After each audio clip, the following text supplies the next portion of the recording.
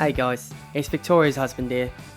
Ex-England captain and the first English player to win the league titles in 4 different countries, and probably the most recognisable footballer on the planet, David Beckham. I'm an OBE, went to the royal wedding, I'm mates with Tom Cruise, George Clooney, and have modelled underpants with James Corden. I was born in Whipps Cross Hospital in 1975, which is where I got the idea for my future living. Born and bred in East London, we were naturally Manchester United fans, and as a kid I worked at Walthamstow Dog Trek. When I was 16, my dreams came true, and I joined United as a trainee. My days of picking up old betting slips and greyhound muck were over.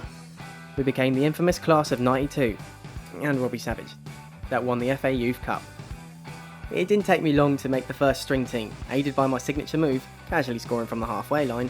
Soon I was playing for England. Then I met this well-posh pop singer, who told me that I had to get with her friends if I wanted to date her. Turns out she didn't mean what I thought. She well spiced up my life though. And a year after we started dating, we got married. The ceremony was well classy, proper regal. Since then, I've pretty much let Victoria make the fashion calls. She knows what's kosher. Despite our glorious wedding, 1998 was a tricky year for us Beckhams. It was all going so well when I made Glenn Hoddle's England team in the World Cup, and I made my trademark free kick against Colombo. But in our next round against Argentina, Diego Simeone said my haircut was naff, and I just lost it. So I got sent off and the boys lost on penalties. When I got home, I'd become the most hated man in England.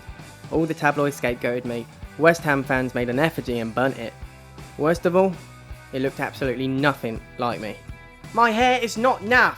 So much for the East End looking after their own, eh? I decided it was time to sort my head out. I went with a buzz cut and let the football do the talking by winning the treble. I made both United goals in the final of the Champions League and had my firstborn son, Brooklyn. Take that, East End. I got us into the next World Cup single-handedly with another copyrighted free kick, won a few more leagues with United, and even got my own back on Argentina in 2002, scoring a penalty which helped knock them out of the World Cup. Safe to say, I was golden balls again. In 2003, I signed with Real Madrid for a few bob, joining Zidane, Raul and Figo. Madrid was well lonely though. I was away from posh a lot, and rumours about me started appearing in the paper about a woman called Rebecca Luz. All I'm supposed to say is both Rebecca and I are both in committed relationships. To make matters worse, I missed a penalty in the 2004 Euros, and in 2006 I got injured as we went out to Portugal again. But the real tragedy was saying goodbye to the England captaincy. But I turned things around. Again. In 2007 I won La Liga with Madrid, playing with some of the world's greatest players. There was only one place higher my footballing career could go, Major League Soccer. I signed for the Galaxy in 2007 on the condition that I would teach the Americans how to play football. 8 years later, and I think they're getting the hang of it now. In 2013, after a brief stint at Paris Saint-Germain, it was time to hang up my boots and focus on my underpants. Now I'm making more money than I ever did playing football. Oh yeah, and I'm also the most capped England outfield player ever.